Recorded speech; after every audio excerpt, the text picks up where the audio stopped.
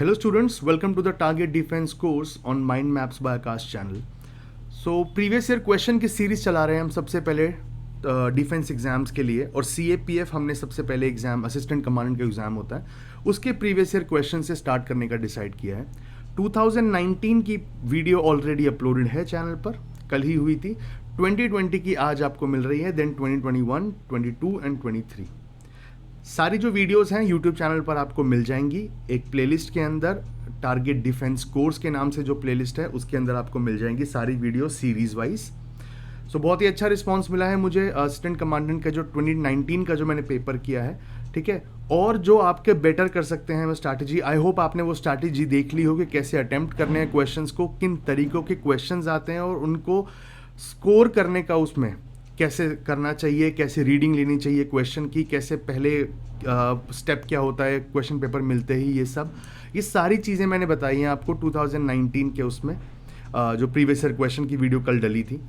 तो आज भी मैं एक बार रिवाइज करा देता हूँ आपको कि जब भी आपके हाथ में क्वेश्चन पेपर आए और आप स्टार्ट करने लगें किसी भी पेपर को, तो सबसे पहले ध्यान रखिएगा कि आपको 125 क्वेश्चंस पूरे के पूरे नहीं करने हैं अटेम्प्ट।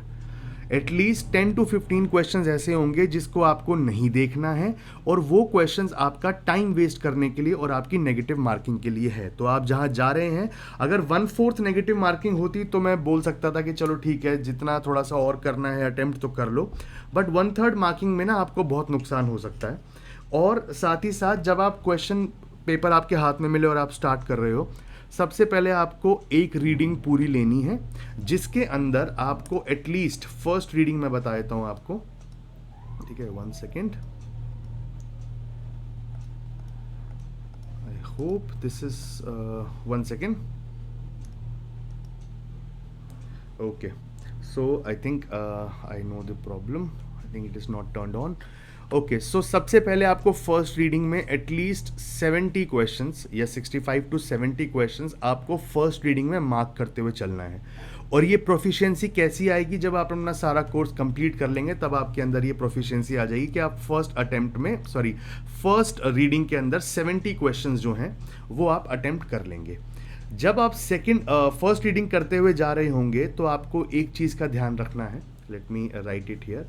फर्स्ट रीडिंग में आपको, ठीक है, 70 क्वेश्चंस अटेम्प्ट करने हैं, और साथ में एटलीस्ट 40 क्वेश्चंस वो होंगे जिनको आप मार्क करोगे सर्कल, ठीक है, कि मैं सेकंड रीडिंग में इनको देखूंगा इन क्वेश्चंस को, क्योंकि इन पे मेरे को अभी याद नहीं आ रहा आंसर, या फिर मेरे को थोड़ा सोचना पड़ेगा इस पर, तो पहले जो आते हैं वो सारे कर लें, ताकि आखिरी में ऐसा ना हो कि 125th क्वेश्चन आप देख ही ना पाएं टाइम वेस्ट होने की वजह से।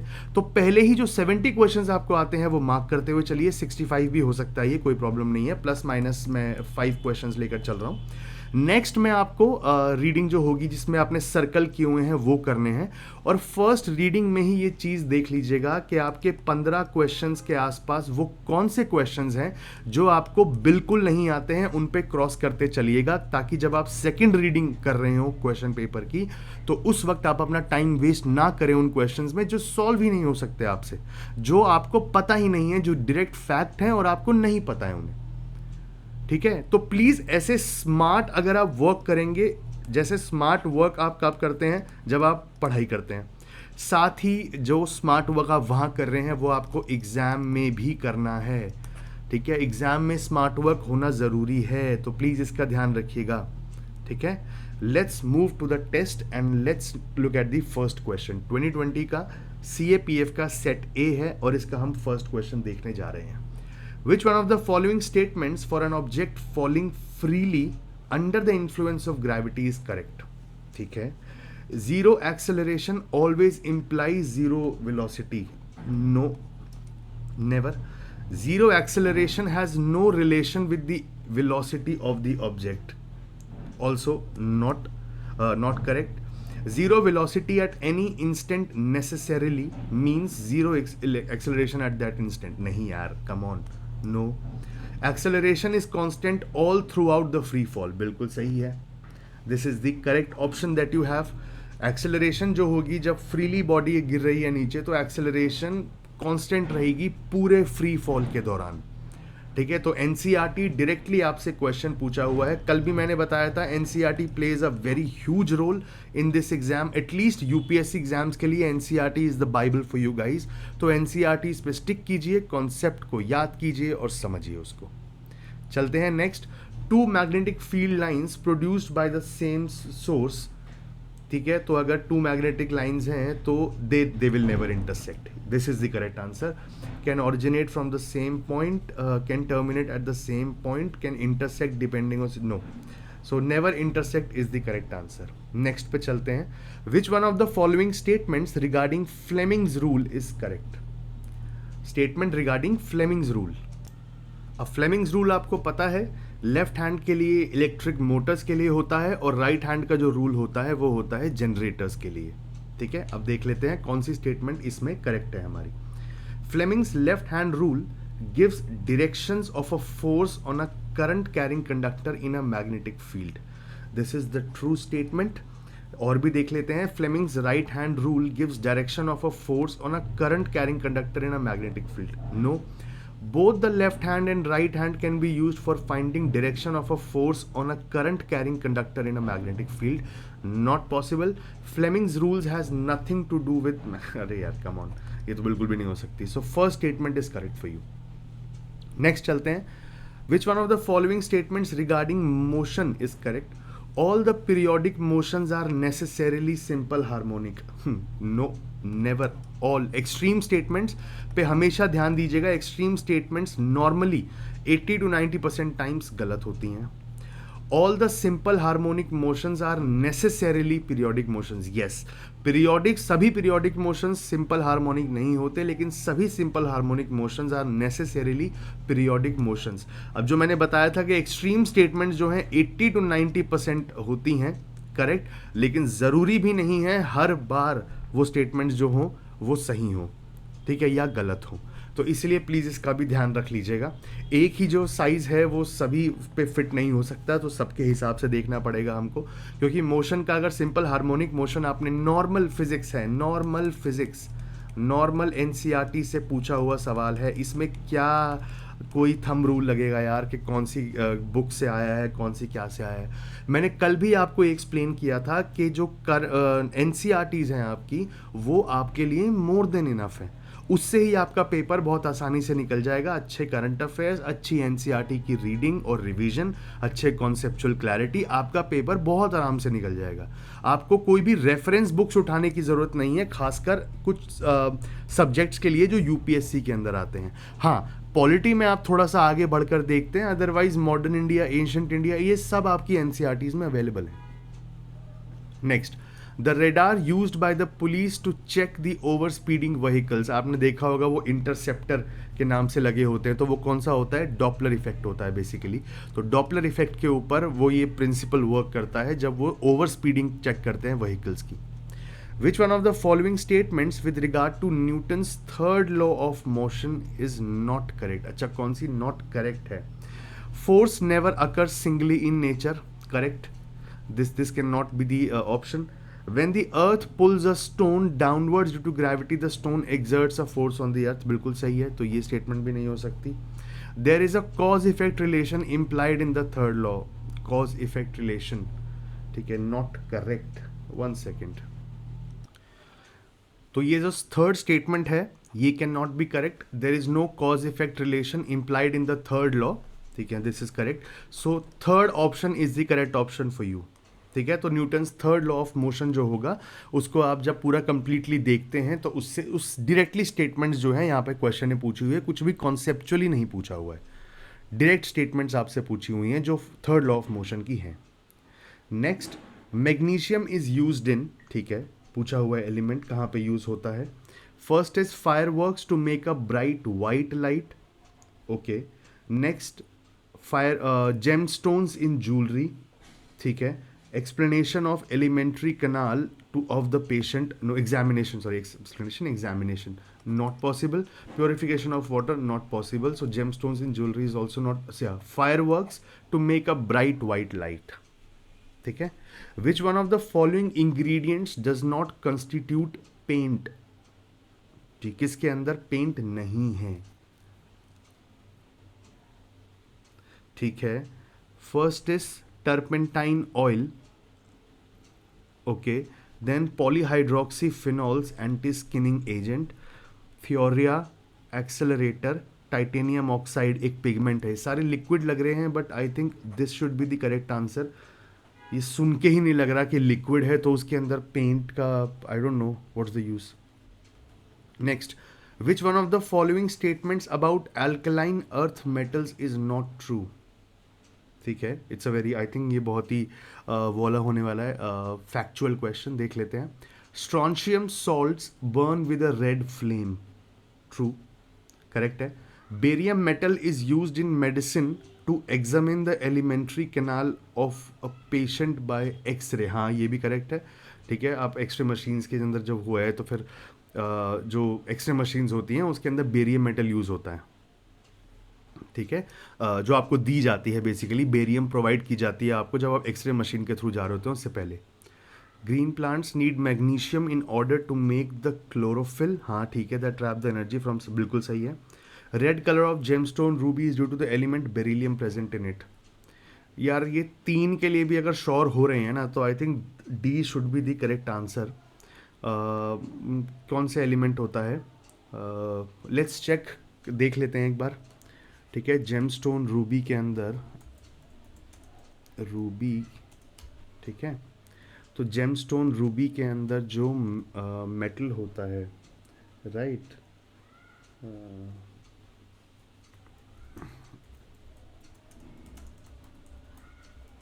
ऑफ किसकी वजह से, chromium is the trace element that causes rubies red.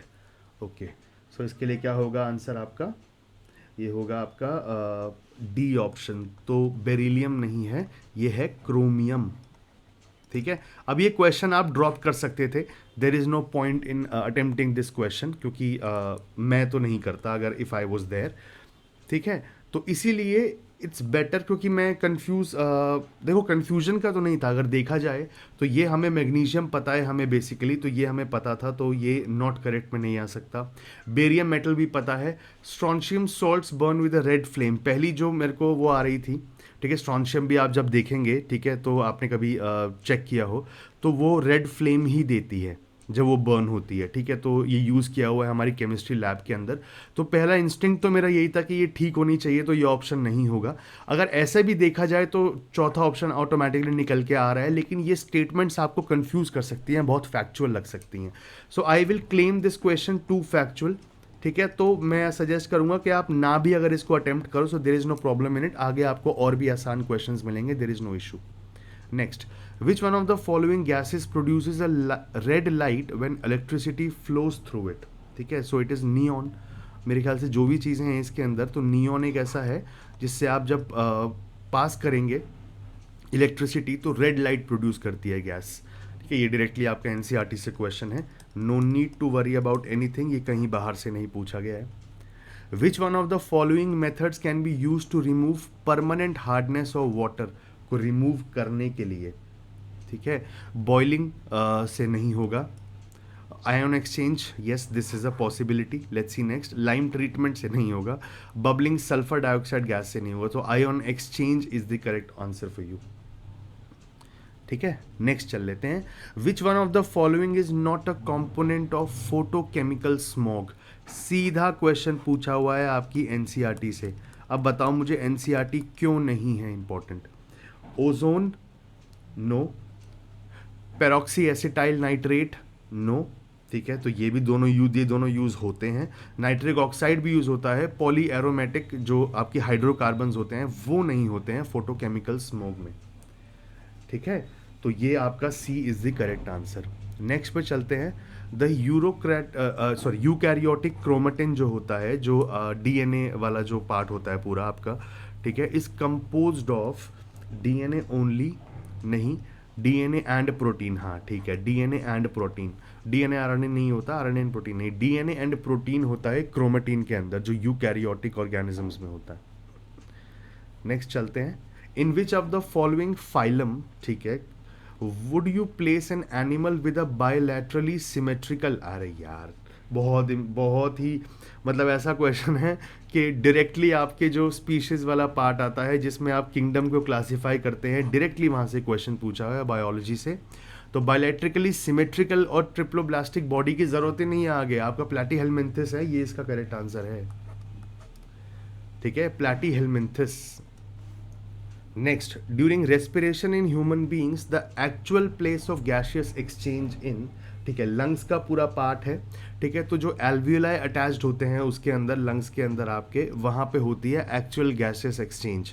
ठीक है, सो एल्वियोलाई जो होता है, ट्रेकिया वो पूरा पार्ट होता है जिससे जा रहा होता है, ब्रोंकाई जो होता है वो पूरी ब्रांचेस की तरह लगे होते हैं, और नेजल पैसेज में तो कैसे ही actual place of gas exchange होगा, लंग्स के अंदर ही होता है बेसिकली, उस पार्ट में, एल्वियोलाई के अंदर। Next, in human body the hormone which is secreted into blood, और जो रेट ऑफ हार्ट बीट को जो है वो करता है, कंट्रोल करता है। So first is adrenaline, okay, this option seems correct, let's, thyroxine तो नहीं होता, ठीक है, तो this can not B the option. Insulin भी नहीं है, टेस्टोस्टेरोन का क्या ही काम। सो ठीक है, अच्छा, इतने कोई आसपास वाले वो हार्मोन्स भी नहीं दिए हुए कि कंफ्यूजन हो, तो सीधा एड्रेनलिन है। जो रेट ऑफ हार्ट बीट आपको होता है ना, जब एड्रेनलिन रश होता है, आप एकदम से बहुत एक्साइटेड हो जाते हैं, तो आपका हार्ट बीट जो होती है वो तेज़ हो जाती है, और वो इसी एड्रेनलिन हार्मोन की वजह से ही होती है। Next, in human beings certain chemicals which cross the synapse between nerve cells are released from। अरे यार, नर्व सेल का है तो कहाँ से होगा, कोई भी नर्व एंडिंग होगी किसी नर्व सेल की, वहीं से तो साइनैप्स होगा ना। ठीक है, तो कौन सा होगा, nerve ending of a nerve cell. In human being certain chemicals which cross the synapse between nerve cells, वो रिलीज कहाँ से होते हैं, nerve endings of the nerve cell से। नेक्स्ट चलते हैं, which one of the following is the major function of the platelets. Platelets का काम क्या होता है, क्लॉटिंग करना ब्लड की। जो प्लेटलेट्स होती हैं वो क्लॉट करती हैं आपके ब्लड को। So first option is the correct option. Phagocytosis, immunity, ये सब ये दोनों कनेक्टेड हैं। O2 ट्रांसपोर्ट का काम इसका नहीं है, सो वो रेड ब्लड सेल्स होते हैं, वो हीमोग्लोबिन वाला पूरा एरिया, उससे होता है। क्लॉटिंग ऑफ ब्लड काम किसका होता है, प्लेटलेट्स का। An electron and a photon have same de Broglie wavelength. It implies that they have the same. अगर इलेक्ट्रॉन और प्रोटॉन का have same de Broglie wavelength, so de Broglie wavelength जो है, I think उसका formula होता है lambda equals to h upon mv। ठीक है, तो पूछ रहा है कि इम्प्लाई क्या करता है कि दे हैव द सेम, क्या सेम होगा। ठीक है, एनर्जी नहीं हो सकती, स्पीड नहीं है, angular momentum, linear momentum is the correct answer for you. तो लीनियर मोमेंटम जो होगा वो सेम होगा जब ये बोलते हैं कि electron and proton have the same de Broglie wavelength. ठीक है, नेक्स्ट चलते हैं, oil and water do not mix because of the property of surface tension. इतना इजी क्वेश्चन है, बाद में बल्कि यूपीएससी प्रीलिम्स में भी ये क्वेश्चन पूछा गया था कहीं पर। ठीक है, 21-22 में आसपास कहीं पूछा गया था। इट्स अ वेरी, मतलब रुकी जो टिपिकल क्वेश्चन होता है ना, वो पूछा गया है यहाँ पे आपसे। बहुत इजी क्वेश्चन पूछा हुआ है, ऐसे होते हैं, इनको बोलते हैं वो लप्पू क्वेश्चंस बोलते हैं इनको। ठीक है, जिससे आप बहुत जल्दी मार्क्स जो हैं एक्सट्रैक्ट कर सकते हैं। At triple point the substance को एग्जिस्ट इन। ट्रिपल पॉइंट क्या होता था यार, let's check triple point, 1 second, I think I'm losing it. Triple point substance is the temperature and pressure at which three phases, gas, liquid and solid of that substance coexist in thermodynamic equilibrium। अच्छा, तीनों coexist करेंगे। ठीक है, तो किसके अंदर होना चाहिए बेसिकली, ये लिक्विड, सॉलिड और, हाँ, तीनों के अंदर होना चाहिए। So 1, 2 and 3 is correct. ठीक है, तो at triple point the substance coexist in, ठीक है, करेक्ट। ये तीनों, ये पॉइंट होता है थर्मोडायनेमिक इक्विलिब्रियम के अंदर कि ये तीनों जो हैं वो एक साथ एग्जिस्ट करते हैं, तीनों phases. Next, latent heat corresponds to the change in heat. Latent heat जो होती है वो change in heat at constant और टेम्परेचर ओनली, वॉल्यूम ओनली नहीं होगा, प्रेशर ओनली नहीं है, टेम्परेचर, वॉल्यूम, प्रेशर बिल्कुल भी नहीं है। So latent heat corresponds to change in heat at constant temperature only. ठीक है, which one of the following statements on photo electric effect is not correct. Photo electric effect, ठीक है, Albert Einstein received the Nobel Prize in Physics for explaining the photoelectric effect. Okay, this is correct. For each metal there is a threshold frequency below which the effect is not observed. बिल्कुल सही statement है, ये भी नहीं हो सकता option. ठीक है. At a frequency, ठीक है, the kinetic energy of ejected electrons does not change on increasing the frequency of incident light. यार not possible, how is it possible? ये होगा सही आंसर. देख लेते हैं नेक्स्ट भी. The number of electrons ejected is proportional to the intensity. हाँ ठीक है, बिल्कुल सही बात है. तो कौन सा गलत है इसमें? ये है आपका ये वाला. At a frequency the kinetic energy of ejected electrons does not change on increasing the frequency of incident light. Okay.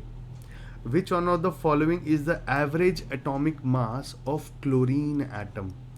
Average atomic mass, chlorine atom का एवरेज एटॉमिक मास. अच्छा, तो वो एटॉमिक मास जो एवरेज होता है बेसिकली वो isotopes को लेकर होता है ना. ठीक है, तो ये ओ यार घुमा के क्वेश्चन पूछा हुआ है. Okay. Which one of the following is the average atomic mass of chlorine atom? दो आइसोटोप्स कौन से होते हैं क्लोरीन के? एक होगा 35 तो एक होगा 37. राइट, आई गेस 37 और 35 ही होता है, या 36 और 30. हाँ नहीं सॉरी, 35 एंड 37 ही होता है. तो इसके अंदर 35 प्लस 37/2, लेकिन दोनों की कॉम्पोजिशन भी तो सेम नहीं है. ये कितना अराउंड 75% होता है, ये 25% हो गया. अच्छा, तो क्या होना चाहिए? 35 इंटू 75/100 प्लस ओके 37 इंटू 25/100. 3 4 1 4.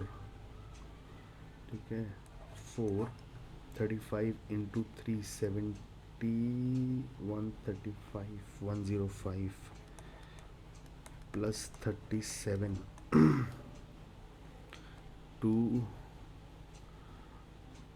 4 1/4. ठीक है. So for 416 यार, how is this possible? Actually 37 25% में होगा. ठीक है, तो अगर इसमें मैं एलिगेशन मेथड भी अगर निकाल लूँ तो भी शायद हो सकता है. ये पूछ रहे हैं इनका एवरेज एटॉमिक मास एक क्लोरीन एटम का. Average atomic mass of a chlorine atom 35 75/100. 35,3,105/4 हो गया. प्लस इसमें जो 37 का जो 25% क्वांटिटी है. ठीक है, 1/4. सो 37/4 105/4 प्लस, अगर इनका एवरेज एटॉमिक मास निकालना है तो मेरे ख्याल से /8 भी करना पड़ेगा आई गेस. 1 सेकेंड. 5142. ठीक है. सो 35 यार आई डोंट नो कि how is this question possible. देख लेते हैं एक बार. ओके, कि कहाँ पे there is a problem that is coming. ठीक है, let's check. Average atomic mass of chlorine atom. Okay, नहीं ये तो नहीं, सॉल्व कैसे होगा ये बताओ. ठीक है, लेट्स सी. ओके 75/100 35.5 कैसे आ रहा है वो? 4 1 सेकेंड. अच्छा हाँ हम सही थे, बट एक्चुअली वो ओके प्रॉब्लम. ठीक है, 35 यहाँ पे आ रहा था 105/4 प्लस 37/4, तो ये 142/4 है. 4 3s are 12. ठीक है, 4 5s are 20 एंड 4 5 35.5. ठीक है, हाँ ये आ रहा है आपका average atomic mass of chlorine atom. Next चलते हैं. Which one of the following is not a heterocyclic aromatic compound? Heterocyclic पूछा है ना. ठीक है, तो इसके लिए troponin is the correct answer. Troponin जो है वो एक हेट्रोसाइक्लिक एरोमेटिक कंपाउंड नहीं है. फुरान, थियोफीन और पायरिडाइन ये तीनों हैं बट ट्रोपोलोन नहीं है। ठीक है, तो ये केमिस्ट्री का बहुत ही वो 11th क्लास और 12th क्लास की एनसीईआरटी से आपको देखने को मिलेगा। तो ये क्वेश्चंस जो हैं इसको भी लीव कर सकते हो आप। ठीक है, अब क्योंकि मेरे पास 12th में थी ये, सो इसलिए I remember. So leave this question if because it is too factual. ठीक है, ऐसे क्वेश्चंस पर अगर आपको पता है तो करना, अदरवाइज टाइम वेस्ट मत करना अपना प्लीज़, इससे आपको नेगेटिव मार्किंग के चांसेस बहुत ज़्यादा हैं। Which one of the following minerals is not a naturally occurring silicate? Very good question. Feldspar, zeolite, mica, bauxite. Bauxite is not a naturally occurring silicate. ठीक है, नेक्स्ट पर चलते हैं. In which part of the cell the glucose is converted into pyruvate? Literal NCERT question. Cytoplasm के अंदर आपका glucose convert होता है इनटू पायरुवेट. कहाँ है न्यूक्लियस? साइटोप्लाज्म. ठीक है. After fertilization, the ovule and ovary subsequently develop to form. जो फर्टिलाइजेशन के बाद जो ओव्यूल और ओवरी होगा वो किस चीज़ में फॉर्म होंगे basically? Fertilisation ovary and ovule and ovary. Ovary होगा फ्रूट के अंदर. ठीक है, ओवरी तो फ्रूट के अंदर होगा. तो कहाँ कहाँ पे सेकंड में फ्रूट है वो देख लेते हैं.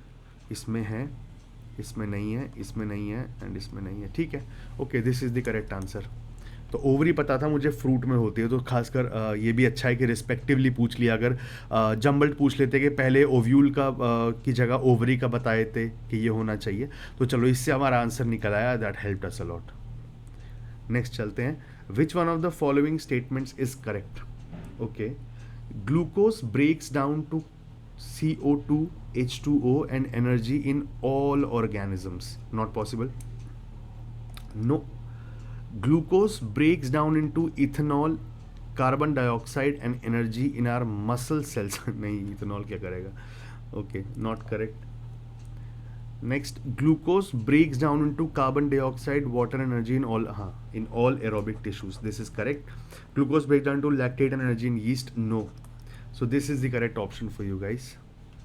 Next, growing two or more crops in the same field but different row के अंदर आप करोगे तो इसको क्या बोलते हैं? क्रॉप रोटेशन तो नहीं है ये.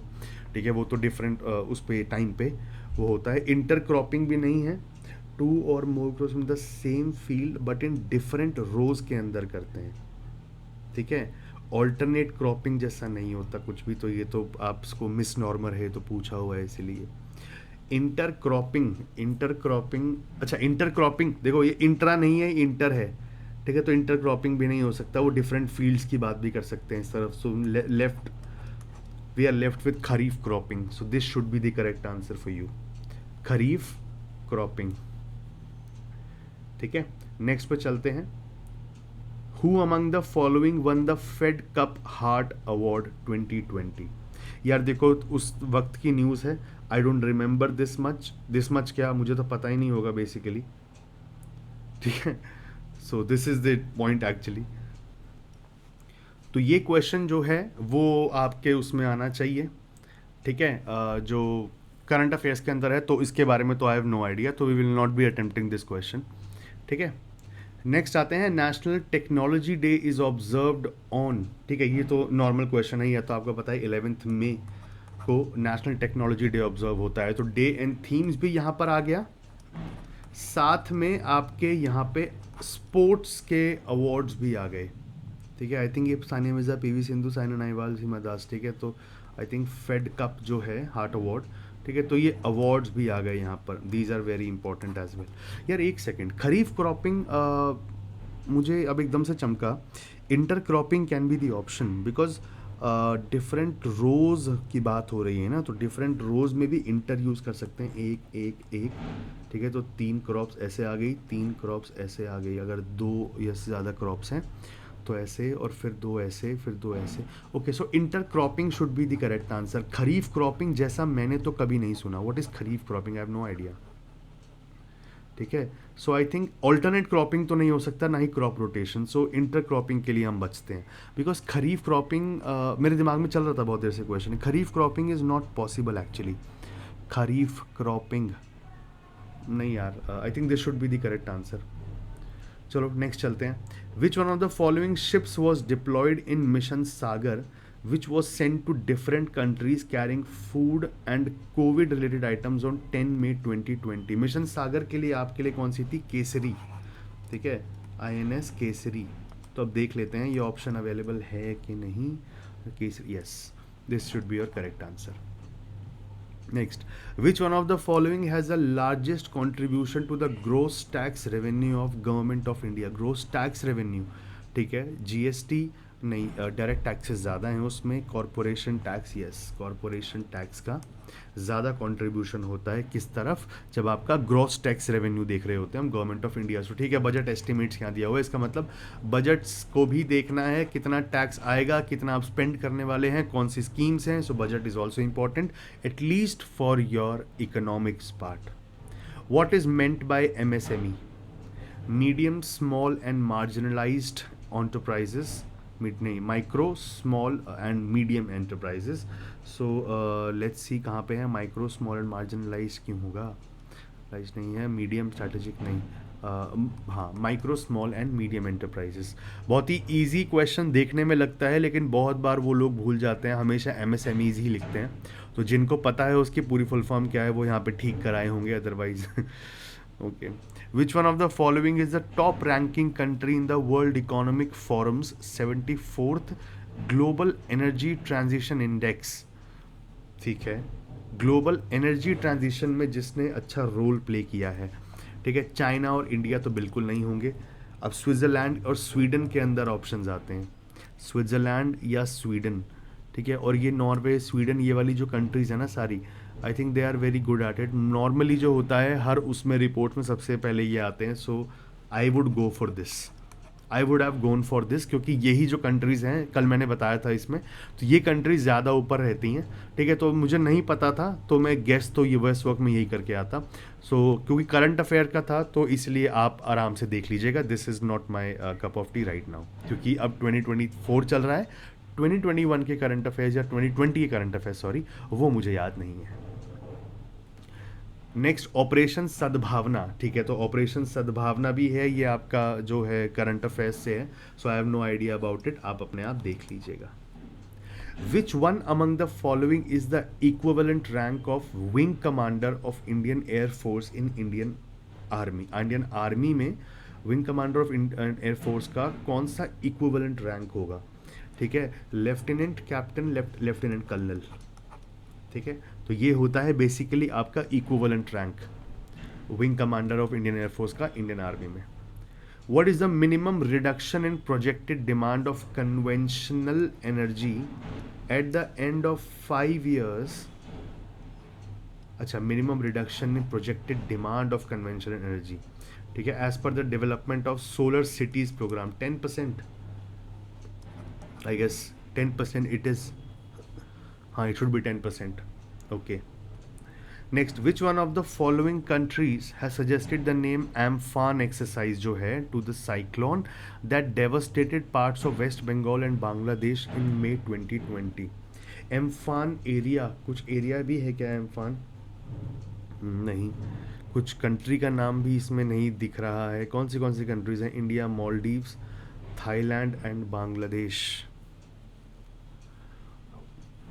Amphan doesn't seem like a very okay, Amphan, one second कोशिश कर लेते हैं। एम्फान देखो बंगाली लैंग्वेज में तो नहीं है, दैट इज़ फॉर श्योर, ठीक है।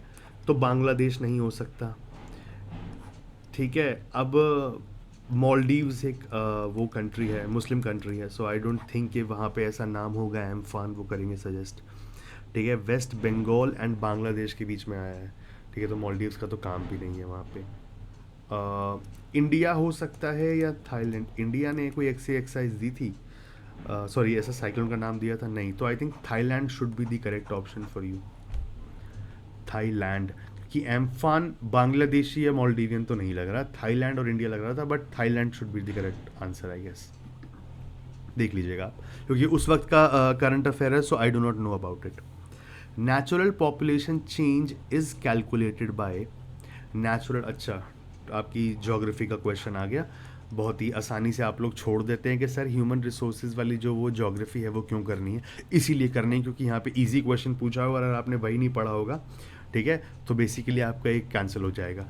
तो क्या होता है, नेशनल पॉपुलेशन चेंज का मतलब होता है कि आप डेथ रेट को मिटा दो बर्थ रेट से, तो आपका नेचुरल पॉपुलेशन चेंज आ जाएगा। ठीक है, सो बर्थ रेट में से माइनस कर दो डेथ रेट। ऐसे डिफाइन करते हैं नेचुरल पॉपुलेशन चेंज को। तो क्या ऑप्शन हो सकता है, death rate from the birth rate, ठीक है, multiplying the death rate with no, adding the birth death rate with the birth rate, नहीं, not possible, subtracting the birth rate from the death rate, birth rate नहीं, no. So this should be, और ये ध्यान रखना, birth rate में से death rate minus करोगे, death rate में से बर्थ रेट माइनस नहीं होता। This is the formula for national population change. ठीक है, a long narrow stretch of land and or shingle with one end attach to the main land, उसको क्या बोलते हैं यार, tombolo, if you remember last time, ठीक है, ये 2019 के प्रीवियस ईयर क्वेश्चन से पूछा गया है, तो ठीक है, वो तो हमें पता है, ये वाला ऑप्शन नहीं है। But long narrow stretch of sand, narrow stretch है ना, अ long narrow stretch of sand and or शिंगल, अच्छा, with one end attached to the mainland. यार I will have to look into this. I don't know if I know this question. तो sand spit first option चलते हैं देखने, फिर उसके बाद sand बार देखना है, सैंड ड्यून तो नहीं है, ठीक है, सैंड बार, ठीक है, देख लेते हैं। Are an ubiquitous feature of sandy coast prevailing oblique variators, ठीक है, sand spits, one second. Oh, there's a website called Coastal Wiki. Okay, great. ठीक है, where the coastline bends away from the incident waves. अच्छा, Senegal river mouth का लगाया हुआ है यहाँ पे। क्या पूछा हुआ है, narrow stretch of sand and और सिंगल वन एट, हाँ ठीक है, okay, this is the correct answer, sand spit. Let's move to the next question.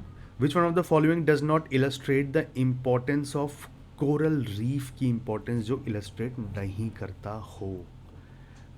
Coral reef, ठीक है, they provide employment to the people, ठीक है, correct, that is true, देता तो है। They supply building materials, उसमें भी यूज़ होता है। They protect shoreline from storms, ठीक है, करेक्ट है, वहाँ पे जो कोस्टल एरियाज होते हैं उसमें प्रोटेक्ट करता है वो। दिस प्रोटेक्ट कम्युनिटीज़ फ्रॉम, अरे अर्थक्वेक से थोड़ी प्रोटेक्ट करेगा, this is such a weird statement, ठीक है, तो D is the correct answer, it does not illustrate the importance of coral reef. Next, which one of the following statements about acacia tree is or are correct, ठीक है, सीधा tree के बारे में पूछा हुआ है। It has a long shallow root system, long shallow root system which enables it to find the moisture, correct. It has thorny leaves to prevent water loss. It has a long shallow root system which enables it to find moisture.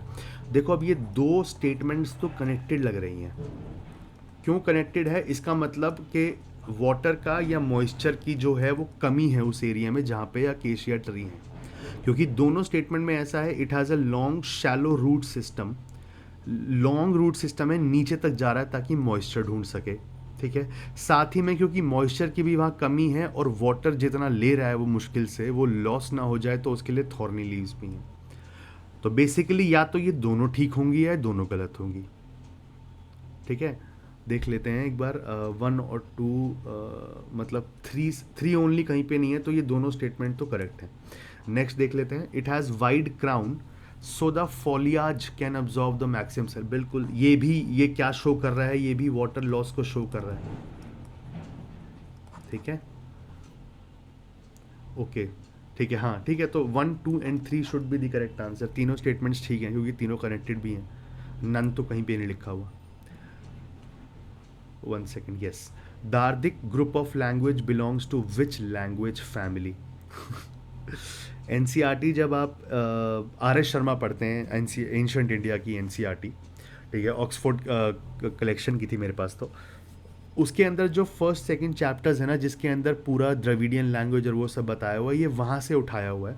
So as an I am an optional, history optional थी मेरे पास civil services में, इसमें, so I know it is Indo European, but a lot of people might not know about it. So relax, do not worry. आपको इतना वो करने की ज़रूरत नहीं कि आपको नहीं पता. You can leave this question, it is highly factual. Leave this question, ठीक है, otherwise it is Indo-European. Next, 2011 census has divided the working population of India चार मेजर कैटेगरीज के अंदर. विच of the following is not? Domestic workers I think नहीं है, क्योंकि cultivators तो हैं, हाउस होल्ड इंडस्ट्रियल वर्कर्स भी हैं, एग्रीकल्चर लेबर. हाँ, डोमेस्टिक वर्कर्स जो है उनके बारे में बात नहीं हुई है अभी तक, इसलिए बहुत सारे ट्यूटोरियल्स भी आते रहते हैं कि डोमेस्टिक वर्कर्स के लिए we need to find a policy और ये सब. Which one of the following statements about employment situation in India according to the PLFS survey correct है? ठीक है. Construction sector gave employment to nearly 1/10 of urban male work force. ठीक है, that is correct. Nearly 1/4 of urban female workers in India working manufacturing. अरे नहीं यार, urban female workers जो हैं, ठीक है, वो 1/4 1 second, nearly 1/4 of the urban female workers in India, अच्छा फीमेल वर्कर्स हैं, were working in manufacturing sector. अगर आपने देखा हो, so I have seen a lot of female in there. अच्छा, ये इसलिए बड़ी लग रही है हमें बिकॉज यहाँ 1/10 लिखा हुआ है, कंप्लीट मेल वर्क फोर्स की बात चल रही है. ठीक है, सो ये इसके हिसाब से तो ठीक है फिर ये सेकंड स्टेटमेंट. ये 1/4 पूरी मेल वर्क फोर्स की पूछ रही है. Okay, 1/4 of rural female workers in India were engaged in the agriculture sector. In the agriculture sector, 1/4 of the rural female workers in India. यार, this is a very factual one, I guess, क्योंकि इतना वो है. This is very factual, so I will not go for it. ठीक है. Yes, you can leave this question. There is no point of attempting this question because बहुत factual है, कितना ही सोच लोगे. Next. Kumar used to eat 30 samosas in a month when price of each samosa was ₹12. When the price of samosa increased to 15 per piece, he eats only 20 samosas a month.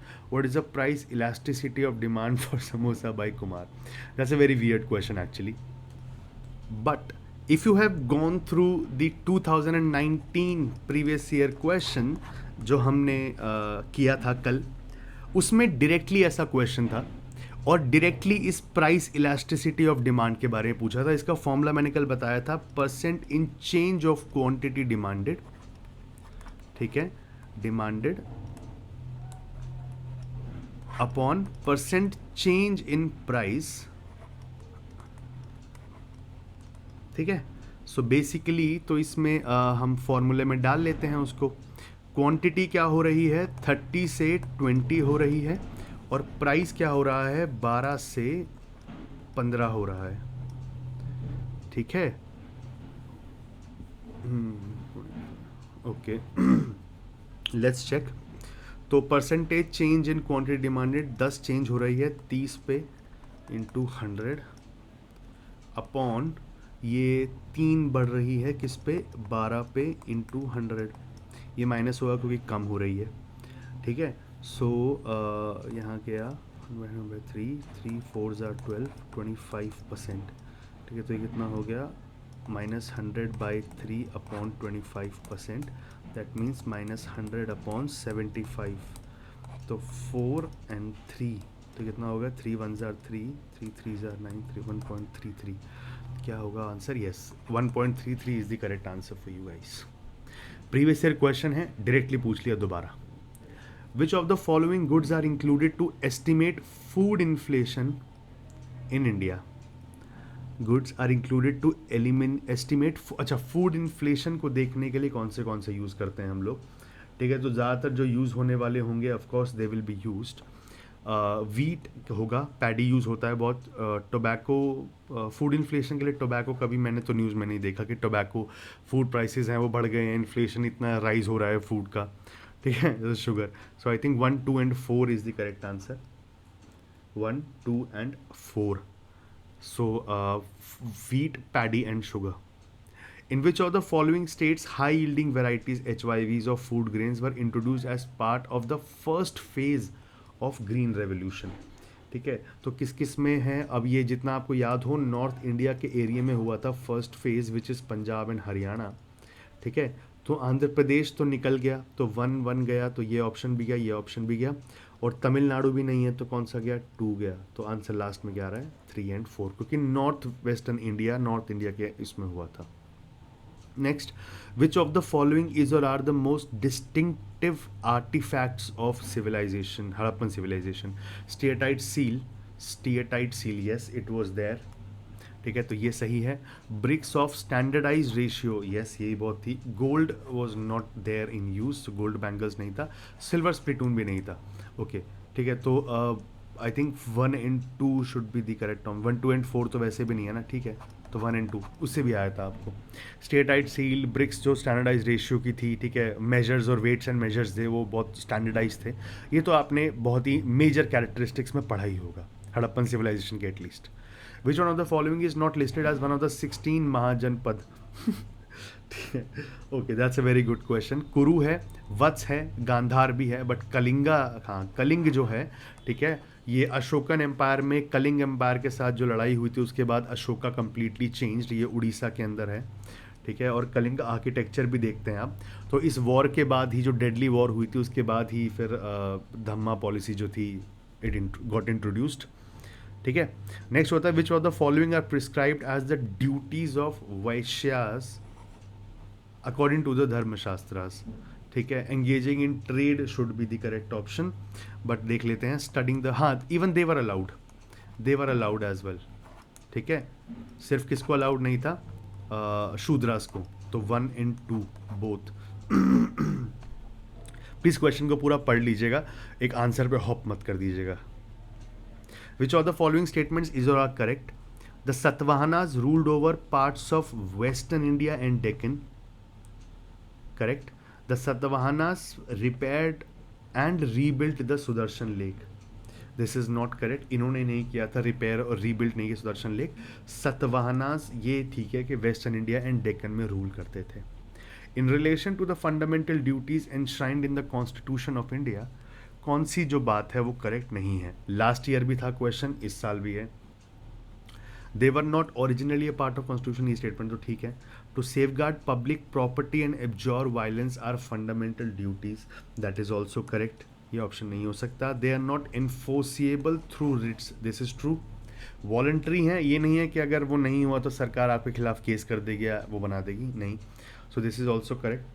They may not be use for determining, नहीं ये भी use होती हैं, fundamental rights, DPSP and fundamental duties, इनको ध्यान में रखते हुए ही हम लोग जो है एक्ट्स को बनाते हैं, तो ये हेल्प कर सकती हैं हमें। अगर सुप्रीम कोर्ट को भी कॉन्स्टिट्यूशनैलिटी देखनी है किसी लॉ की तो इसको यूज़ कर सकती है, तो ऐसा नहीं है कि इसको बिल्कुल डिटरमाइन करने के लिए कॉन्स्टिट्यूशनैलिटी को यूज़ नहीं करोगे, डेफिनेटली करोगे।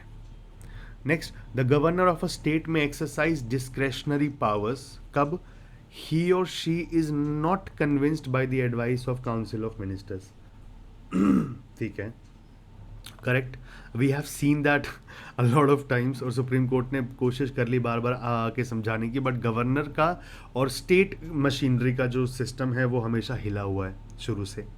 द कॉन्स्टिट्यूशन रिक्वायर्स हिम और हर to act in his or her discretion in certain matters, correct. He or she is appointed as the administrator of an adjoining, yes correct, तीनों ठीक हैं। यही होते हैं जो adjoining यूनियन टेरिटरी होती है उसके लिए एडमिनिस्ट्रेटर ये अपॉइंट किए जाते हैं। सो 1 2 and 3 ऑल आर करेक्ट। ठीक है, that's a very weird question, अगर पूछने लगो तो ये जो छोटी छोटी चीज़ें हैं ना, ये आप लक्ष्मीकांत भी अगर पढ़ रहे होगे ना, you will not notice all these questions, क्योंकि क्या है कि ये चीज़ें आपके दिमाग से निकल जाएंगी कि हाँ यार इतना कुछ लिखा होगा वहाँ पे। तो अगर अच्छे से पढ़ा है आप, क्योंकि सिविल सर्विसेज की प्रिपरेशन के दौरान हमने जो है बुक्स को अच्छी तरीके से छाना है, तो इसीलिए आई रिमेंबर। एंड तो वही है कि थोड़ा सा ध्यान रखें, दिमाग खुला रखें, अपने आप चीज़ें होती रहेंगी, और प्लीज़ रिवीजन करते रहिएगा। Which one of the following is not true of socialism? ठीक है, सोशलिज्म की बात कर रहे हैं सोसाइटी के लिए, और रिसोर्सेज की बात होगी। Okay, socialists analyse society in terms of income distribution. Income distribution हाँ करते हैं, उसके बारे में रशिया में भी हमने देखा है। It emphasises the centrality of the community. अरे नहीं, nopes nopes nopes nopes, not correct. Socialist believe that class division society are a fact and therefore irremediable. ठीक है, पता ही है आपको। ठीक है, तो this is the correct option, तो ये स्टेटमेंट नहीं हो सकती। It believe that material benefit should be distributed on the basis of need. Correct, तो ये ऑप्शन जो है ये आपका रॉन्ग है। It emphasises the centrality of community. Next, correct code दिया हुआ है बिलो गिवन। ओके, ठीक है, तो कॉन्सेप्ट है एंड एक्सप्लेनेशन और एम है। Pluralist democracy, power is always exercised by privileged few. अब मुझे ऐसा क्यों याद आ रहा है कि ये क्वेश्चन लास्ट टाइम भी पूछा गया 2019 में, एक या दो पॉइंट के ऊपर। हमें क्या पता होगा? डेवलपमेंटल डेमोक्रेसी, पीपल्स डेमोक्रेसी पहले देख लेते हैं। Exercise by privilege few, B के साथ वन नहीं हो सकता। Highest and harmonious development of individual capacities, तो बी के साथ ये अच्छा इसको देखते हैं। और ओके, सो डेवलपमेंटल डेमोक्रेसी के साथ टू आना चाहिए। ठीक है, डेवलपमेंटल डेमोक्रेसी के साथ टू आना चाहिए, क्योंकि harmonious development of individual capacities की बात हो रही है। तो सी के साथ टू कहाँ कहाँ पर है? यहाँ पे है, ये गया और ये गया। Next, social equality through common ownership of wealth, तो बी के साथ थ्री होना चाहिए, क्योंकि पीपल्स डेमोक्रेसी है। बी के साथ थ्री कहाँ है? दोनों के अंदर है, अभी भी एलिमिनेट नहीं हुआ। एलिटिस्ट डेमोक्रेसी के बारे में, capacity of groups to ensure governmental responsiveness. Elitist democracy के लिए power is always exercised by a privileged few. हाँ ठीक है, एलिटिस्ट डेमोक्रेसी के साथ ये वाला ज़्यादा मैच कर रहा है, तो डी के साथ वन होना चाहिए। किस में है? 1 4। ठीक है, this should be the correct answer. Next, which one of the following central public sector undertakings is recognised as mini Ratnas. यार उस टाइम पे न्यूज़ आई होगी, so I have no idea about it, so I would leave this question because उस साल के current affairs I do not remember. Which one of the following educational development indicators is currently used by UNDP to construct Human Development Index? कौन सा indicator is currently used? Mean years of schooling I guess. ठीक है, gross enrolment ratio नहीं है, drop out rate तो होएंगे नहीं, level literacy. ठीक है, मीन ईयर्स ऑफ स्कूलिंग के लिए यूज़ करता है UNDP. Okay, which one of the following was recognised as invisible hand. जो मार्केट और प्राइस मैकेनिज्म होता है वो होता है आपका इनविजिबल हैंड, तो ये एडम स्मिथ ने जो थियरी दी थी। Fixation of price levels for wheat and rice, ये कौन करते हैं? ये करते हैं एमएसपी। इसको क्या बोलते हैं? सपोर्ट प्राइस बोलते हैं इसको। ठीक है, मिनिमम सपोर्ट प्राइस इसको बोला जाता है। इसीलिए जो आपका देख लेते हैं आंसर क्या है, is an example of commission for agriculture cost and prices. CACP determine करती है उनके प्राइस लेवल्स को। सो वीट एंड राइस के लिए, किसके लिए? एडमिनिस्ट्रेड प्राइस तो नहीं है, मार्केट प्राइस नहीं होता, कंट्रोल प्राइस, सपोर्ट प्राइस। ठीक है, we have been given the option. Okay, सही है, सपोर्ट प्राइस है वो, मिनिमम सपोर्ट प्राइस होता है, MSP जिसको बोलते हैं। Mobile phone operators market in India is an example of. Mobile phone operators market, monopoly किसी फ़ोन की है इस मार्केट में, हमारी कंट्री में नहीं। मोनोपोलिस्टिक कंपटीशन नहीं, मोनोपोली नहीं है यहाँ पे। ओलिगोपोली है या फिर परफेक्ट कंपटीशन भी नहीं है, तो ये दोनों तो थे ही, निकल गए। परफेक्ट कंपटीशन भी नहीं है, तो ये भी निकल जाता है बाहर। ओलिगोपोली मतलब कुछ ही कंपनीज हैं, ठीक है, जो डोमिनेंस के साथ बैठी हुई हैं। So few companies are there,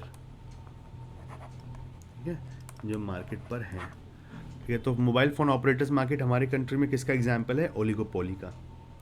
which of the following sector, अब ये नॉर्मल जो आपका NCERT है, नॉर्मल NCERT से आप मार्केट मैकेनिज्म को और different types of market economy को देखते हो।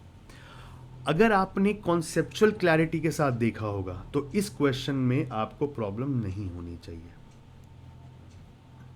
लेकिन अगर आपने सिर्फ रट लिया उसको तो आपको प्रॉब्लम होगी।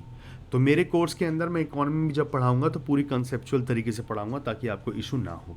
Next, which of the following sectors contribute in recent years to the deterioration of asset quality of commercial banks by way of. अच्छा, NPS के बारे में बात हो रही है कि कौन से सेक्टर ने सबसे ज़्यादा कंट्रीब्यूट किया होगा एसेट क्वालिटी को ख़राब करने के लिए। Agriculture and allied sector, agriculture and allied sector छोटे छोटे मिलते हैं लोन्स इसके अंदर, इसमें कौन सा बड़ा लोन मिलता है, तो ये नहीं हो सकता। इंडस्ट्रियल सेक्टर इस, हाँ इंडस्ट्रियल सेक्टर तो है, तो 1 निकाल दो पहले, तो एग्रीकल्चर कहाँ पे है, यहाँ गया, यहाँ, अच्छा आगे देखने की ज़रूरत ही नहीं। 2 and 3 industrial and infrastructure sector ने सबसे ज़्यादा एसेट क्वालिटी ख़राब करी है through NPAs. Next, the distance between 2 successive crests और troughs of sea waves is called, come on यार, ठीक है। 2 सक्सेसिव क्रेस्ट्स और ट्रफ्स जो होते हैं उनके बीच में जो होते हैं बेसिकली, ठीक है, इसको बोलते हैं वेवलेंथ, ठीक है। Next, which one of the following is not a Mediterranean country, Mediterranean sea के आसपास, लिबिया है यहाँ पे, नॉर्थ सूडान कहाँ से हो गया, अफ्रीका हो गया ना, तो लेकिन ये अफ्रीका में भी नीचे की तरफ है। इजिप्ट तो है मेडिटेरियन कंट्री, ट्यूनीशिया भी है, okay, so north Sudan should be the answer. तो मैपिंग पे प्लीज़ ध्यान रख लीजिएगा, मैप को सिर्फ सामने चिपकाना नहीं है, उसको पढ़ना भी है रोज़। पहल, अच्छा पहल तो वो एलपीजी कंज्यूमर्स के लिए था ना, ठीक है, देख लेते हैं। An initiative to transfer the subsidy to direct bank account to of the beneficiary related to, हाँ एलपीजी कंज्यूमर्स, ये तो न्यूज़ में चलता रहता है। पहले इनिशिएटिव तो हम आंसर राइटिंग में जब करते हैं हम मेंस में या किसी भी डिस्क्रिप्टिव में, तो इसके आइडिया ये देते हैं विमेन एम्पावरमेंट के लिए और उसके लिए। Which one of the following karst landforms is the largest in size, polje, वाला, स्वॉलो होल, सिंक होल, ठीक है, swallow hole and sink hole, Polly is the biggest one I guess, is the largest in size, ठीक है। ये cast landforms हैं, ये आपके 11th class की फंडामेंटल्स ऑफ ज्योग्राफी के अंदर है, उसके अंदर सारे लैंडफॉर्म्स जो हैं ग्लेशियर्स के और उसके सब डिफाइंड है। सो बेसिकली ये वहीं से हैं, एंड ये कोई बाहर से आपसे नहीं पूछा गया है कुछ अलग से, ठीक है, this is from there only. And ये एनसीईआरटी इसलिए बोलता हूँ मैं, it is very important, NCERTs are very important. Singapore is known as the port of call, port of call, ठीक है, because it deals in the processing and shipping of oil, processing and shipping of oil, it does not make any sense. Shipping and oil से क्या मतलब port of call, it is a deep water port built away from the actual port, let's check, समझ नहीं आया इससे कुछ भी। It is on main sea route, अच्छा हाँ ये बात तो सच है, सिंगापुर के सी रूट के वहाँ से निकलता है। Where ships use to anchor for refuelling, watering and taking food items, yeah, port of call, this seems to be the appropriate statement. It serves the parent ports by receiving the ships which are unable to approach due to the large size, no, so this seems to be the appropriate। बहुत बार क्या होता है कि UPSC के exams में it is not कि आप उस बेसिस पे आंसर मार्क नहीं कर सकते कि ये सही ही होगा, sometimes you have to mark the answers in a way कि यार ये मोस्ट अप्रोप्रिएट लग रही है इन दिस सेंस। नेक्स्ट चलते हैं, which one of the following statement with regard to censure motion, polity आ गई, is not correct, direct Laxmikanth से क्वेश्चन उठाया हुआ है, देख लेते हैं। Leave of the house is required to move it, no, no, this is the correct answer. The government is free to fix time and date for discussion, correct. It can also be moved against the entirety of council of ministers, yes. The speaker decides whether the motion is an order, बिल्कुल सही है, तो first statement is incorrect. Next चलते हैं, which one of the following is not a correct feature of money bill, अच्छा सीधा का सीधा मोशन बिल इन सब में लगातार क्वेश्चन दे दिए, let's check. It can be introduced only in the Lok Sabha, correct. A deputy speaker can also certify money bill, हाँ ठीक है, डेप्यूटी स्पीकर ही बैठेगा, अगर स्पीकर नहीं होगा तो। A speaker's authority is final as to whether a bill is money bill or not, बिल्कुल सही है, यही प्रॉब्लम हुई थी आधार एक्ट के चक्कर में जब ये क्वेश्चन उठा था। It can be referred to a joint committee, joint committee नहीं हो सकती क्योंकि लोकसभा ही इसको पास करेगी, ठीक है, so this is the correct answer, not a correct feature of a money bill. The idea of social justice क्या रिक्वायर करती है, अच्छा ये प्रियम्बल से सीधा उठाया हुआ है, प्रियम्बल नॉर्मल आपकी एनसीईआरटी का पार्ट है। Equal treatment be supplemented with principle of proportionality, equal treatment देना है लेकिन प्रोपोर्शनैलिटी के हिसाब से भी किसको कितना be supplemented with principle of proportionality, ठीक है। I don't think this is ये तो बहुत ही कॉन्ट्राडिक्टरी स्टेटमेंट हो गई खुद ही में ही, ठीक है, एक बार देख लेते हैं, अगर 1 निकालेंगे तो आंसर आ सकता है या और देखने की भी ज़रूरत है। 1 गया, 1 गया, अच्छा ठीक है, 2 ऑप्शंस बचते हैं सी एंड डी। ठीक है, तो 1 नहीं है, 2 नहीं है, तो सी एंड डी है, या तो 2 होगा या 2 एंड 3 है। तो मतलब 2 तो है ही, 2 को क्यों देखें हम, 3 को देखते हैं। Equality of treatment be transcended to recognise the special needs, हाँ बिल्कुल ठीक है, तभी सोशल जस्टिस प्रोवाइड हो सकती है। सो 2 and 3 is the correct option. 2 तो है ही सही, 3 देख लिया हम लोगों ने। विच of the following statement about attorney general of India, last time भी सीधा क्वेश्चन पूछा हुआ था directly attorney general of India पे, माई गॉड। और ऑप्शंस भी कुछ एक दो ठीक वैसे ही हैं। The person must be qualified to be appointed as the जज ऑफ अ सुप्रीम कोर्ट, ठीक है। He or she enjoys right of audience only in the supreme court and high court, नहीं सभी कोर्ट्स में है, तो B is the correct answer here. ये सही नहीं है अटर्नी जनरल के बारे में। विच ऑफ द फॉलोइंग, वो लास्ट टाइम जो था it was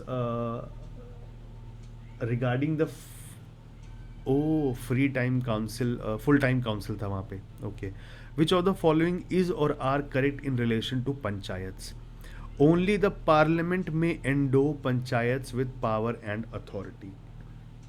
what a good statement, what, only the parliament, how is it possible? State government के पास भी तो काम है ना वो करने वाला, ठीक है। तो 1 अगर निकाल दें तो क्या बचेगा, 2 एंड 3 बचेगा। अब दोनों में 3 तो सही है ही, 2 देख लेते हैं। State may devolve powers to panchayats in preparation of plans for economic development and social justice, हाँ ये काम भी है उनका, डेवोल्यूशन ऑफ पावर्स तो करना पड़ेगा। सो 2 and 3 is the correct option, ठीक है। ऐसे एलिमिनेशन करते चलो ताकि आपके पास बोझ कम हो स्टेटमेंट्स का। Next, which are the following statements about Bhakti movement in south India is not correct, okay. The Nalayira Divya Prabandham, अच्छा, were also known as the, was also known as the Tamil Veda, बिल्कुल सही स्टेटमेंट है। अंडल वॉज एन अलवार, हाँ ठीक है, ये उन जो डेटीज थी उनके अंदर, जो मतलब जो सपोर्टर्स थे, फॉलोअर्स थे, उनके अंदर हमने ये देखा है। Karaikal Ammaiyar was a devotee, नहीं नहीं नहीं, not of Vishnu, this is the statement which is not correct about bhakti movement in South India. Metal images of the saints Appar and Sundarar were made and then consecrated in a Shiva temple. ठीक है, ये statement जो है ये आपको पता भी नहीं होगी, never you'll read about this, ठीक है, ये नहीं पता होगी। तो बहुत सारी स्टेटमेंट्स ऐसी हैं, अब देखो यहाँ पे स्टेटमेंट ये मुझे नहीं पता थी सही है गलत है, लेकिन जो मैंने पढ़ा है उसमें मुझे पक्का पता होना चाहिए कि ये सही है या गलत है। अब ये सीधा पूछ सकते थे आपसे नालयिरा दिव्य प्रबंधम के बारे में या डिफरेंट साउथ इंडिया की किसी फैक्ट के बारे में जो भक्ति मूवमेंट के दौरान जो भी सिचुएशंस हुई थी, लेकिन ये ऑप्शन डाला ही इसीलिए गया है ताकि आपको कंफ्यूज किया जाए। तो जो चीज़ आप पढ़ रहे हैं एटलीस्ट उसमें रिवीजन के साथ साथ आप अपने आप को परफेक्ट कर लीजिए। Next, which among the following is the author of Kiratarjuniya, Magha नहीं था, ये तो डायरेक्टली आपसे पूछा हुआ है, डायरेक्टली वहाँ पे दिए हुए हैं ऑथर्स और वो, ठीक है। तो जो मैं अपना कोर्स दूंगा उसके अंदर शॉर्ट नोट्स भी दूंगा जिसमें ऑथर्स और वो बुक्स वगैरह हैं वो अलग से भी दूंगा मैं, ताकि आप उसको कंप्लीट कर सको। तो कीर्त अर्जुनिया जो किसने लिखी हैं, वो लिखी है आपके भैरवी ने। Next, which one of the following is the correct description of Kandariya Mahadev temple, Kandariya Mahadev temple, अच्छा, a Shiva temple at Elephanta, okay. The title of a work by Bhatti, नहीं। The capital of no, Chandela की सी कैपिटल नहीं थी। Temple at Khajuraho, yes this is the correct answer. जो Kandariya Mahadev temple है वो खजुराहो के अंदर एक टेम्पल है, खजुराहो इज एन एरिया, ठीक है। Which of the following statements is correct about Lingayats, okay, they bury their dead, okay. They are great believers in the caste system, especially in the theory of purity and pollution. No, this is not there in Lingayats. ठीक है, तो 2 के बाद बचता है कि हमारे पास कुछ 2 गया, 2 गया, ठीक है। 1 हो सकता है और 1 एंड 3, 1 तो हमने देख लिया, वो तो सही है ही। 3 देख लेते हैं। They are against child marriage and favour widow remarriage को फेवर करते हैं, हाँ ठीक है। ये वो थे basically, you know, they were very modernised in that sense, ठीक है। तो इसीलिए 1 and 3 should be the correct answer. Next, at which one of the following places is Vitthal temple, Vitthal temple है तो महाराष्ट्र के आसपास होगा, ठीक है। विट्ठल, सॉरी महाराष्ट्र के पास नहीं, सॉरी ये होगा आपके कर्नाटका के पास। ओ हाँ, ये डायरेक्टली हमने जो वो देखे थे, ठीक है, हम्पी के अंदर जो एरिया था, और ये वो है, अगर आपने विजयनगर एम्पायर थीम्स भी पढ़ी होंगी ना आपने, फाइन आर्ट्स भी पढ़ी होगी अगर 11th क्लास की एनसीईआरटी, और थीम्स जो पढ़ी होंगी आपने डिफरेंट जो सब्जेक्ट्स की हैं, ancient India, medieval India and modern India, उसमें भी आपका ये क्वेश्चन डायरेक्टली वहाँ से उठाया हुआ है। तो इसलिए आपको किसी और बुक पे जाने की ज़रूरत नहीं है, उसी से नोट्स बना लीजिए, उसी को कंफर्म कर लीजिए ज़्यादा से ज़्यादा, ठीक है। नेक्स्ट चलते हैं, so it should be Hampi, ठीक है, ये बता देता हूँ मैं, Hampi. In relation to the powers of union government of India, which one of the following statements is not correct. अच्छा, यूनियन गवर्नमेंट ऑफ इंडिया के बारे में पूछ रहे हैं, यूनियन के बारे में। The government of India may undertake legislative functions of a territory outside of India, ठीक है, by agreement with the government of the territory, ठीक है, सही है, कोई दिक्कत नहीं है। The union government may not entrust a state government with functions over matters where executive power of the union extends. नहीं, not possible. Union government may direct states for construction and maintenance of means of communication. हाँ ठीक है, सही बात है। The governor may, with consent of government of India, entrust its officers with functions on matter which fall with in the executive power of the state. हाँ ठीक है, ये इमरजेंसी के वक्त पे हो सकता है, प्रेसिडेंशियल रूल के टाइम पे जब एग्जीक्यूटिव पावर भी पूरी अंडर आ जाती है। So this the union government may not entrust a state government with functions over matters where executive power of the union extends, ठीक है। तो ये है आपकी गलत स्टेटमेंट, और ये होगा आपका सही आंसर। नेक्स्ट चलते हैं 81st क्वेश्चन पे। As per the provisions of the constitution of India which of the following is correct. Correct बताना है। Only parliament has the power to legislate over a subject under the concurrent list. No, both parliament and state legislature have the power to legislate over a subject under the concurrent list. Yes, this is the correct statement. Next, which of the following statement regarding passing a law under a state list is or are correct? Even in the sphere, state list के sphere में exclusively reserved for states, parliament can legislate under certain circumstances. Yes, they are talking about emergency, and yes, it can happen. Parliament cannot legislate a subject under state list under any circumstances. No, second statement is wrong. तो जहाँ जहाँ पे 2 है वो हटाओ, 2 यहाँ पे भी है, गलत गलत। अच्छा, 1 and 3 बचा है, और 1, तो 1 तो सही है ही, थर्ड देख लेते हैं। A resolution supported by 2/3 of the members, ठीक है, a resolution supported by 2/3 of the members present and voting, ठीक है, is required to be passed by Rajya Sabha to pass a law under the state list. बिल्कुल सही है, this is correct. So 1 and 3 only. Next, बहुत बार ना इतनी बड़ी स्टेटमेंट्स होती हैं और डायरेक्टली ऐसे लिखी हुई हैं ना, तो हमें तो पता होता है कि हम जो पढ़ रहे हैं वो फ्लो में पढ़ रहे हैं, बट डायरेक्टली ऐसी स्टेटमेंट्स लिखी हैं तो कंफ्यूज होना लाजमी है। तो हम क्या कोशिश करेंगे कि हम बेसिकली उसको अच्छे से पढ़ेंगे ताकि समझ आ सके हमें, वो बहुत ज़रूरी है। ये ना हो कि ऐसे ईजी क्वेश्चंस भी हमारे हाथ से निकल जाए। Next, which one of the following statement regarding promulgation of ordinance is or are correct. Ordinance powers की बात हो रही है। President can promulgate ordinance which are of temporary duration. Temporary duration है, बिल्कुल सही है। उसके बाद आपको हामी लेनी होती है सभी से। Next, an ordinance promulgated by president has to be ratified by the parliament within 6 weeks of assembly, ठीक है। और मैक्सिमम टाइम कितना ले सकते हैं, 6 months दूसरे हाउस को लाने में, और 6 weeks एक्स्ट, ठीक है, इतना मैक्सिमम हो सकता है, ठीक है। तो both 1 and 2। Next, match list 1 और लिस्ट 2। अच्छा ओके, सो अच्छा, इसलिए मेरे से स्टूडेंट्स पूछ रहे थे सर जीसी लियोंग पढ़नी है। यार इतनी सी चीज़ों के लिए इतनी बड़ी बुक पढ़ने की ज़रूरत नहीं है, सिर्फ लास्ट वाले जो क्लाइमेट के ऊपर और बायोम्स के ऊपर चैप्टर्स हैं सिर्फ वो करेंगे हम लोग, उससे ज़्यादा नहीं करेंगे। पूरी किताब पढ़ने की ज़रूरत नहीं है, जीसी लियोंग के सिर्फ वो चैप्टर्स को देखेंगे। और वो छोटे छोटे नोट्स भी मैंने तैयार किए हुए हैं, तो मैं वो आपको डायरेक्टली दे सकता हूँ ताकि आप उसको पढ़ सको, ठीक है। तो देख लेते हैं एक बार।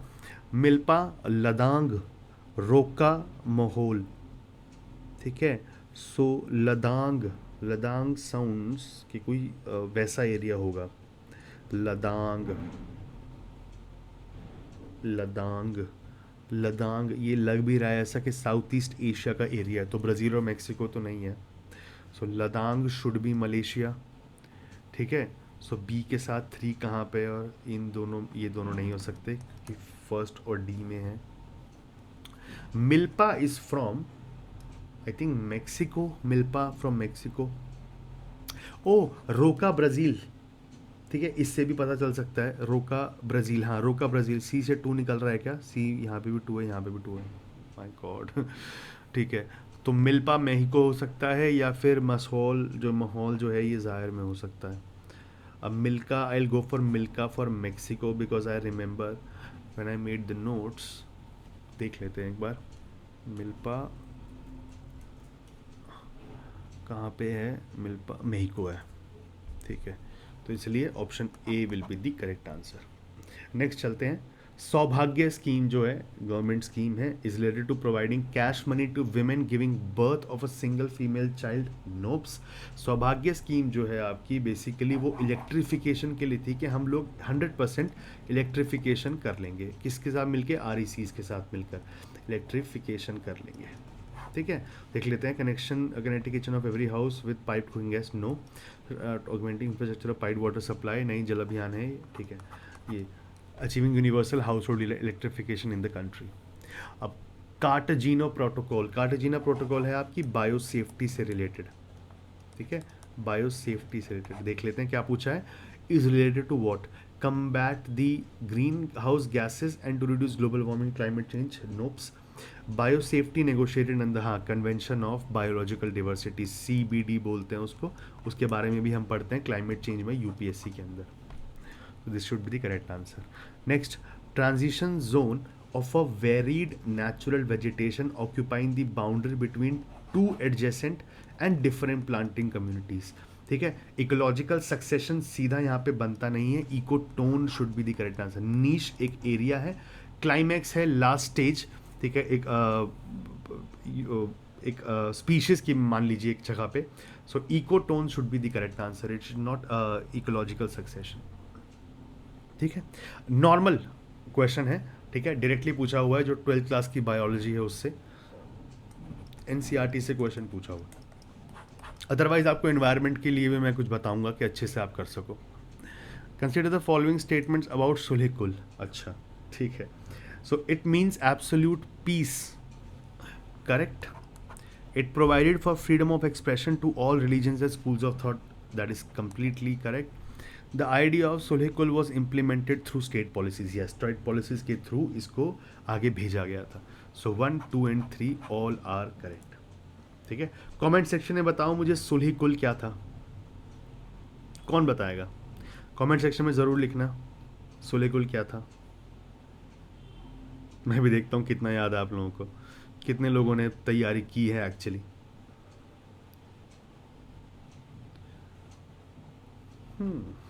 चलो, अकबर के टाइम पे पढ़ा था, हैं? चलो याद आ जाएगा धीरे धीरे, चमकेगा एकदम से कहीं बैठे होगे तो। Which one of the following statements about religious policies of Mughal kings is not correct? ठीक है, not correct पूछा हुआ है। Let's see. The tax on pilgrimage was abolished in 1563 and jizya tax on non-Muslim subjects was abolished in 1564. ये question है, आगे भी repeat हो चुका है। हाँ, दिस इज करेक्ट, ठीक है, बहुत बार क्वेश्चन एग्जाम में आ चुका है। 1563 के अंदर क्या हुआ? टैक्स पिलग्रिमेज पे जो था वो 1563 में चला गया, और 1564 में क्या हुआ? जिजिया कैंसिल हो गया। Akbar issues instructions to his officers to follow the policy of religious toleration, yes it was seen over there. Not all Mughal emperors gave grants for building and maintenance of places of worship. Okay, not all, नहीं सभी ने दी थी मेरे ख्याल से। Religious policies gave grants for the building maintenance of places of worship. अच्छा, ओ places of worship के लिए, अच्छा, it is not about a certain religion, yes, for building and maintenance वो सभी ने दी थी, ठीक है। So that is C is not correct, तो ये सही हो गया आपके इस ऑप्शन में। अच्छा, यहाँ पे बड़ा सही खेला हुआ है, क्योंकि हम लोगों को लगता है वो औरंगजेब और उसका के बिल्डिंग्स गिराई और वो सब। So it is not about Hindu places of worship और Muslim places of worship, it is they are just talking about places of worship, that is true. ठीक है, Tulsidas was the author of, ठीक है, पदावली नहीं, ठीक है, पदावली इज नॉट बाय तुलसीदास। कौन बताएगा मुझे कमेंट सेक्शन में पदावली किसने लिखी थी? मुझे पता है बहुत लोग हैं बस सुन लेते हैं और बताते नहीं हैं। किसने लिखी थी बताओ भाई, कमेंट सेक्शन में बताना ज़रूर, ठीक है, कमेंट सेक्शन में पदावली जो है किताब वो किसने लिखी थी? तुलसीदास ने लिखी थी रामचरितमानस एंड कवितावली, ठीक है, तो 1 and 3 should be the correct answer Tulsidas की किताब के लिए। नेक्स्ट चलते हैं, on which one of the following conditions did the Marathas agree to serve the Mughal king with a cavalry contingent of 15,000 in the early 18th century? किस condition पे? क्या directly एक सिचुएशन पूछ ली है, माय गॉड। देखते हैं, grant of jagir of Malwa province, not, this is not the case.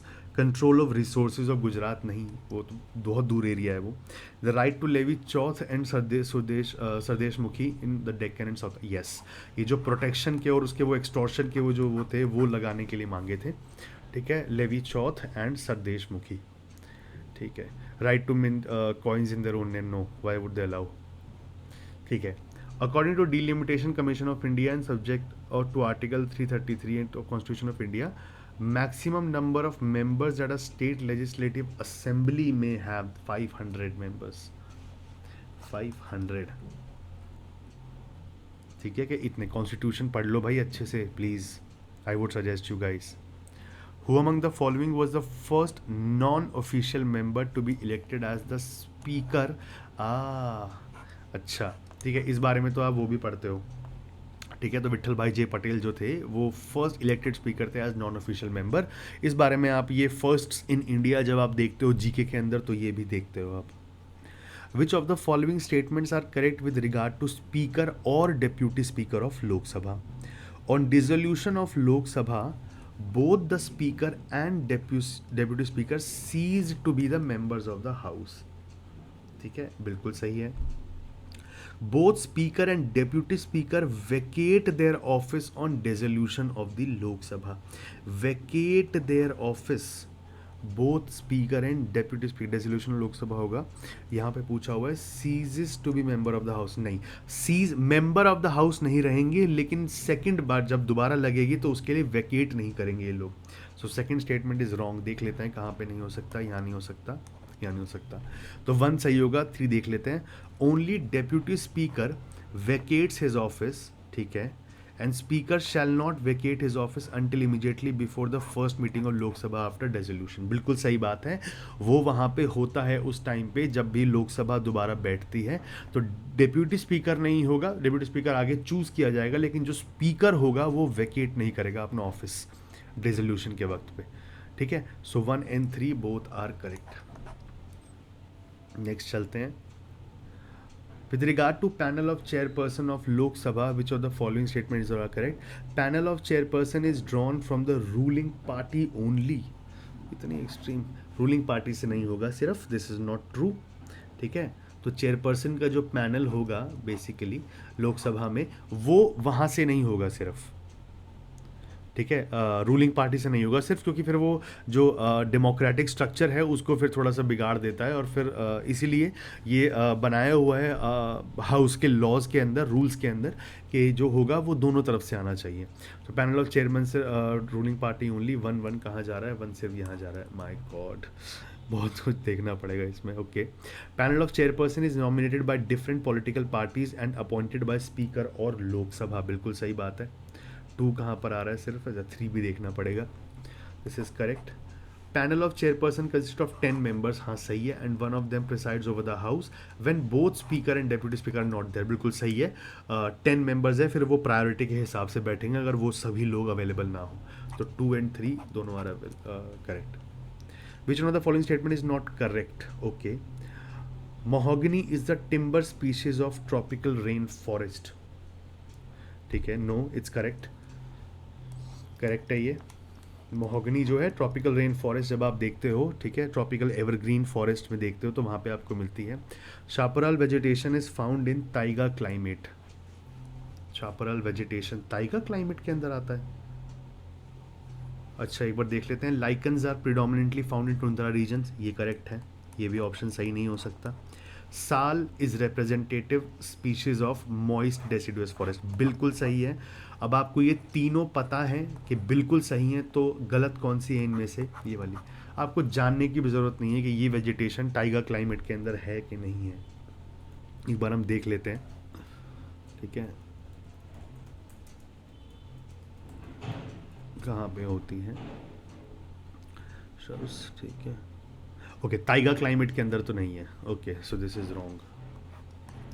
ठीक है, नेक्स्ट चलते हैं।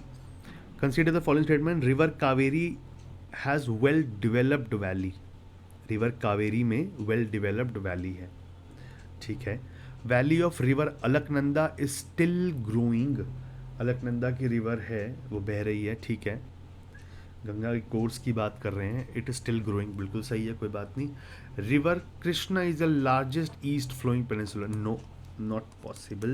भाई पता, कृष्णा से तो बड़ी गोदावरी महानदी दोनों भी हैं, ठीक है, so this is not possible. तो 3 यहाँ से गया, तो 1 and 2 should be the correct answer, ठीक है। नेक्स्ट पे चलते हैं। According to Koeppen's climatic classifications of India, great northern plains are represented by. अब ये क्लाइमेट जब आपने पढ़ा होगा क्लास 11th की एनसीईआरटी के अंदर, आपने पता है क्यों छोड़ दिया होगा कि यार ये कितना अजीब सा टेबल बनाया हुआ है जो इन्होंने यहाँ पे कॉपिन्स क्लाइमेट क्लासिफिकेशन की हुई है, क्या अजीब सा टेबल बनाया हुआ, उस अजीब से टेबल में से पूछ लिया इन लोगों ने। तो एनसीईआरटीज बहुत इंपॉर्टेंट है यार, I will tell you this for every UPSC exam that this is very important. तो वो कहाँ था, जो ग्रेट नॉर्दर्न प्लेन्स है वो कहाँ आते हैं, CWG क्लाइमेट के अंदर आते हैं, ठीक है। नेक्स्ट चलते हैं। Which one among the following stations receive maximum rainfall कहाँ होगी? Now this is a question, ठीक है, which requires a lot of brainstorming, आपको लगता है, लेकिन यहाँ पे कॉन्टिनेंटैलिटी का इन्होंने एक एस्पेक्ट डाल दिया। जितना वो लैंड के अंदर की तरफ होगा उतनी रेनफॉल कम होगी, ठीक है। हैदराबाद, बेंगलुरु, दिल्ली तो नहीं है, ठीक है। बेंगलुरु और हैदराबाद भी अंदर की तरफ है। Raipur, Raipur should be the correct answer, वो है जहाँ पे सबसे ज़्यादा मैक्सिमम रेनफॉल होगी, ठीक है। नेक्स्ट चलते हैं। Which one of the following countries does not have common boundary with South Africa? ठीक है, जिम्बाब्वे, जाम्बिया, बोट्सवाना या नमीबिया। जिम्बाब्वे तो है फॉर श्योर, बोट्सवाना भी है। जाम्बिया, नाम्बिया, ये दोनों याद आ रहे हैं मुझे तो, नाम्बिया नहीं, नमीबिया है ये, ठीक है। तो जाम्बिया किस तरफ था? जाम्बिया लेफ्ट की तरफ तो नहीं है, नहीं है, तो नीचे की तरफ ही, ठीक है, एक बार देख लेते हैं, ठीक है। आई एम नॉट श्योर होगी, इतनी पास की कंट्रीज पूछी हुई हैं कि उनको वो करना भी फिर बड़ा मुश्किल है। 1 मिनट, साउथ अफ्रीका का एक बार मैप देख लेते हैं, 1 सेकेंड, मैप ये रहा,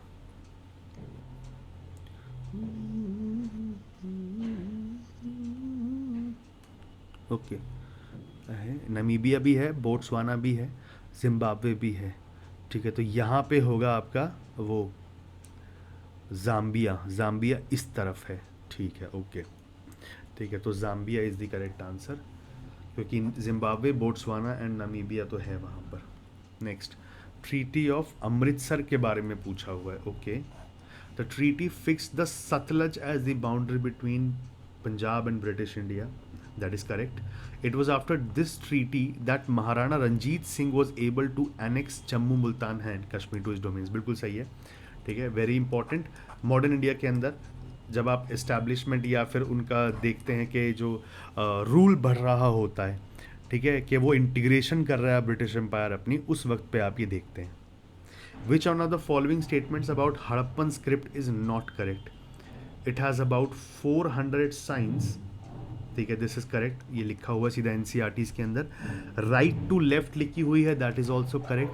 it has been found on bone rods and jewellery, it refers to the people of, नहीं मेलुहा के नहीं थे, ठीक है, so this is not correct about Harappan script, it does not refer to the people of Meluha. Next, which of the following statements is or are correct? Paramhans Mandali was founded in Bengal. Bengal by Swami Vivekanand. Bengal में परमहंस स्वामी विवेकानंद. देख लेते हैं. प्रार्थना समाज was started in Maharashtra with the aim of reforming Hindu religious thought. ठीक है, तो 2 only is the correct answer. Which one of the following is not correct about Mahatma Gandhi's Dandi यात्रा और सॉल्ट मार्च?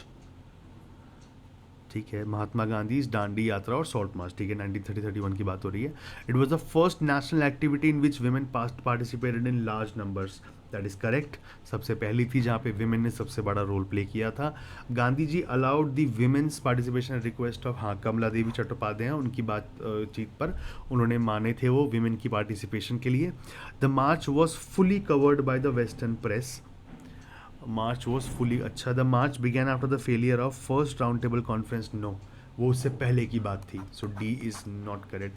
यहाँ पे भी पता है फंस सकते थे कि यार वो मार्च, वो वेस्टर्न प्रेस क्यों ही उसको फुली कवर करेगी, लेकिन उन्होंने सीधा स्टेटमेंट दी हुई है आपके सामने कि अगर आप क्रोनोलॉजिकल सीक्वेंस में जाएं तो ये बाद में हुआ था, तो इसलिए D is the incorrect option. British committee of Indian national Congress was founded in, ठीक है, इट वॉज फाउंडेड इन 1889. 4 साल के बाद, इंडियन नेशनल कांग्रेस के बाद 1889 में British committee of Indian national Congress जो है वो फाउंड हुई थी. यह आपको स्पेक्ट्रम आपने पढ़ी है तो लास्ट में जो सारे वो सीरीज में दिया हुआ है कि कब क्या हुआ था, वहाँ पे डायरेक्टली लिखा हुआ है. Next, Tamilakam was the name of ancient Tamil country. Tamilakam, अच्छा, पूरा नीचे वाला एरिया था, ठीक है. इसके अंदर क्या क्या आता है? Present day Tamil Nadu as well as parts of Sri Lanka, नहीं. Land between present day Tirupati hills and the southernmost tip of peninsula, ठीक है, ये तो नहीं है, आगे देख लेते हैं. प्रेजेंट डे तमिलनाडु महाराष्ट्र, नहीं, वो तो तमिलनाडु महाराष्ट्र बहुत ही दूर दूर है, उसका सेंस ही नहीं बनता. Present day Kerala, Telangana and Karnataka, नहीं, तमिलाकम में तमिलनाडु तो इंक्लूड होगा ही ना, हाँ, तो ये भी नहीं. सो ये निकल के आ गया आपका सही answer. B, the land between present-day Tirupati Hills and the southernmost tip of peninsula. Next, a member giving notice of a resolution for removal of speaker और Lok Sabha should be addressed to the, किसको address करेगा वो करेगा secretary general को, जो लोकसभा में होते हैं सेक्रेटरी जनरल, उनको करेगा वो address, ये resolution. Which one of the following committees regarding Public Accounts Committee is correct? Statements regarding Public Accounts Committee is correct. It consists of 15 members from Lok Sabha and 7 members from Rajya Sabha. पहले ही statement निकल गई. 15 + 7 का value होता है, ठीक है, so this is correct. Next, which one of the following statements with regard to Speaker Lok Sabha is or are correct? The election of Speaker of Lok Sabha is conducted by Election Commission of India. Okay. The Speaker on assuming his office is not required to make and subscribe oath or affirmation. ठीक है, this is correct. The Speaker does not exercise a casting vote in case of equality of votes. नहीं, this is also wrong. तो 3 गया और 3 गया, 1 तो पहले ही चला गया था, तो इसलिए ये हो गया. Speaker of Lok Sabha election of commission India, election commission of India नहीं करती. Who was the president of the constituent assembly? Constituent assembly के प्रेसिडेंट कौन थे? राजेंद्र प्रसाद साहब, ठीक है. नेक्स्ट, अब हो गया मैच शुरू, ठीक है. In an exam a candidate attempts 20 questions and score 72 marks. If 5 marks are awarded for each correct answer and 2 marks are deducted for each wrong answer, then how many questions were answered correctly by him? Okay, so ऐसे questions में candidate attempts 20 questions. तो basically अगर देखा जाए तो total marks कितने होंगे इसके? टोटल मार्क्स होंगे करेक्ट जो इसने दिए हैं इनटू मार्क्स जो उसके लिए मिल रहे हैं माइनस रॉन्ग और उसके मार्क्स इनटू उसके मार्क्स, ठीक है. तो करेक्ट जो उसने किए हैं और उसके मार्क्स इनटू 5 जो होगा वो माइनस जो रॉन्ग करके आया है वो और उसके मार्क्स. ओके, सो अगर हम जो अटेम्प्ट सही किए हैं उसको x मान ले, ठीक है, तो रॉन्ग वाले क्या हो जाएंगे, 20 माइनस एक्स। ठीक है, तो देख लेते हैं अब टोटल में करेक्ट कितने हैं, x इंटू मार्क्स हैं 5 माइनस 20 माइनस एक्स इंटू 2, ठीक है, इक्वल्स टू 72, क्योंकि ये टोटल मार्क्स आए होंगे। ठीक है, तो 5x माइनस 40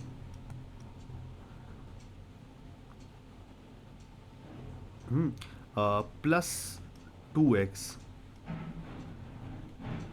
ठीक है, इक्वल्स टू 72। तो ये हो गया 7x और प्लस 40 हो गया 7x इक्वल्स टू 2112। ठीक है, तो x कितना हो गया आपका 16। तो इसका मतलब 16 सही किए, 4 गलत किए। पूछा कहते हैं how many question answered correctly.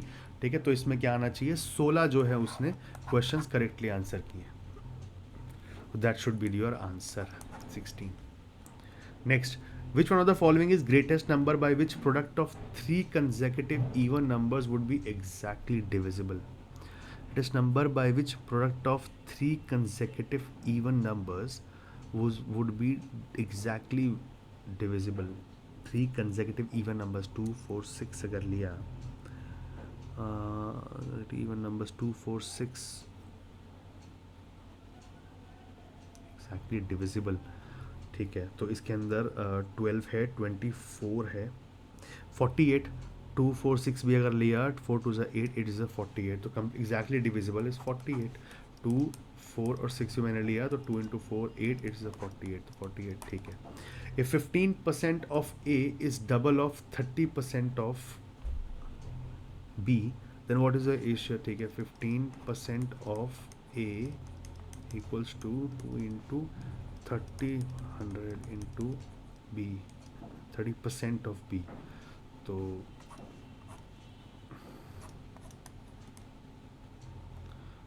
A upon B equals to 4/1, तो 4:1 is the correct answer.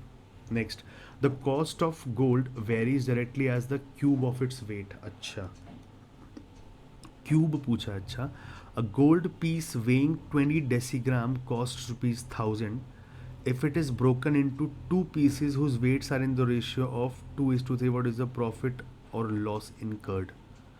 20 decigram हो 8,000 यहाँ हो गया। ठीक है, साथ में broken into two pieces whose weights are in the ratio 2 4 8 was, ठीक है, 8 प्लस 27, ठीक है, 2:3 में पहुँच लिया। अच्छा, वो 5 में पूछा है, 125 हो गया, तो 1000 अपॉन 125 इंटू 27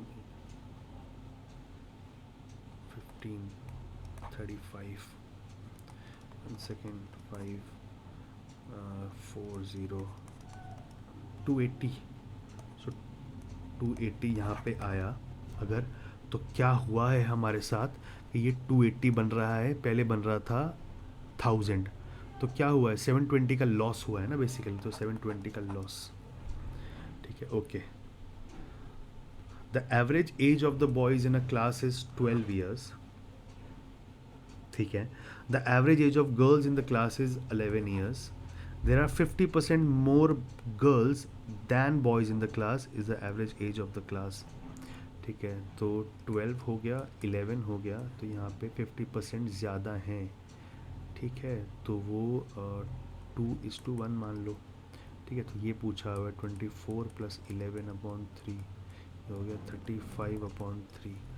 क्या पूछा है, एवरेज पूछा है ना, अपॉन 3 3 1 3 3 1 3। ठीक है, so it is 11.4 years I guess. 3 okay, हाँ 11.4 years it is. Next, a sum triples, one second. अच्छा ओके, ठीक है, 2 और 3 ले लिया, 50% 36 plus 22/3 8 4 5 3 3 okay. 2 more girls, boys more girls than boys in the class। ठीक है, तो 2:3 हो गया, 24 प्लस 33 और 757 अपॉन 3, 3 1 जार 3, ओके ठीक है 11.4। Next, a sum triples in 10 years, P हो गया 3p हो गया 10 साल में, at a certain rate of interest, interest is being compounded in how many years it will become 9 times. ठीक है, 3p हो गया है 1p 3p, ठीक है 2p को लग रहे हैं 10 ईयर्स 9 टाइम्स बताना है। ठीक है, तो अगर इस तरह लेके आएंगे 3,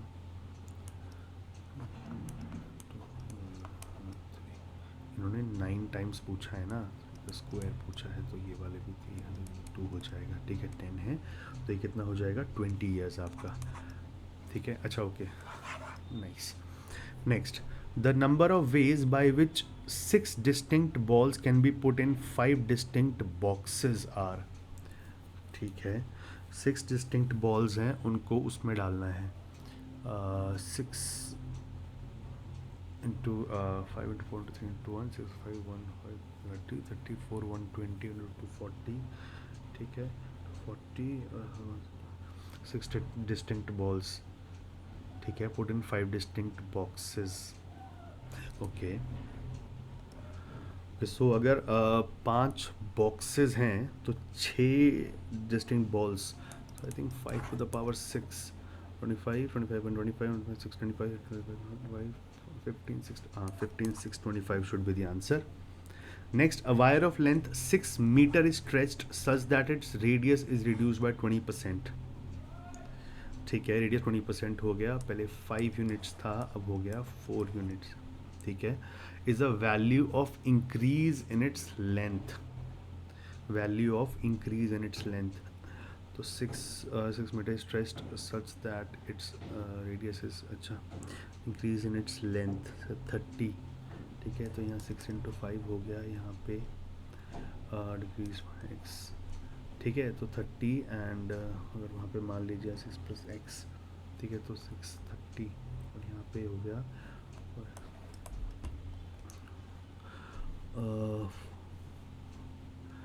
625। यार will look at this question because I am not a maths teacher, so मैं तो I would have left this question, but viral line 6 metre is stretched so that radius 20% अगर हुआ है तो कितना इंक्रीज हुआ होगा उसकी लेंथ में। Okay, so this is a confusing question, I don't no, I know it. The alphabets from A to J are numbered from 0 to 9. Which one of the following is the value of AGJ minus CEG plus EDB? 0, तो ये तो 0 ही रहेगा, minus C is 3 into 5। ओ अच्छा, okay okay okay okay, ठीक है ठीक है ठीक है, 0 7, ठीक है, वो 7 नहीं है 6 आएगा। ठीक है, एंड J इज 9। ठीक है, minus 2 4 and G is 6 plus 4 3 1। ठीक है,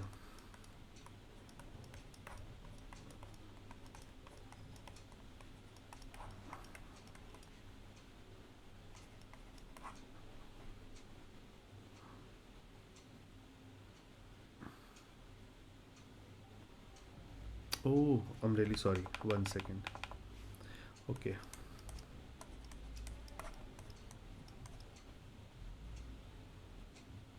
okay सही था ये 185 9।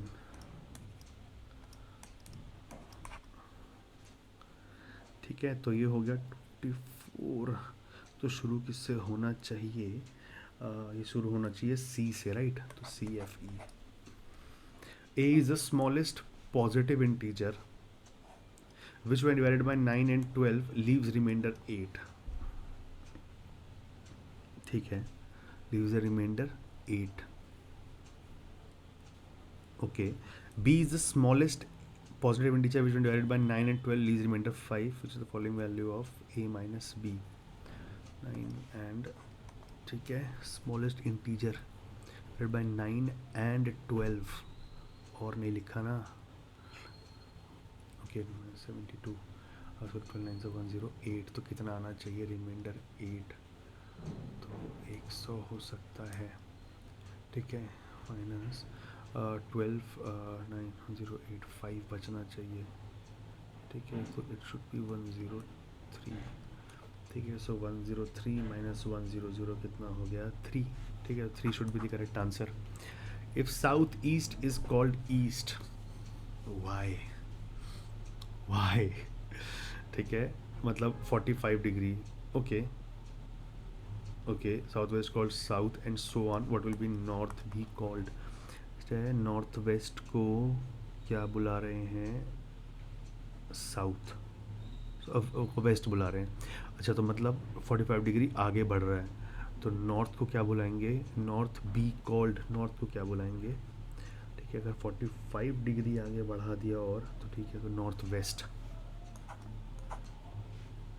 Correct. Next, if the day before yesterday was Tuesday, when will Saturday be? Day before yesterday, आज हम देख रहे हैं, ये रहा ट्यूसडे, डे आफ्टर टुमारो, ठीक है। Next, what is the value of missing number, 3 4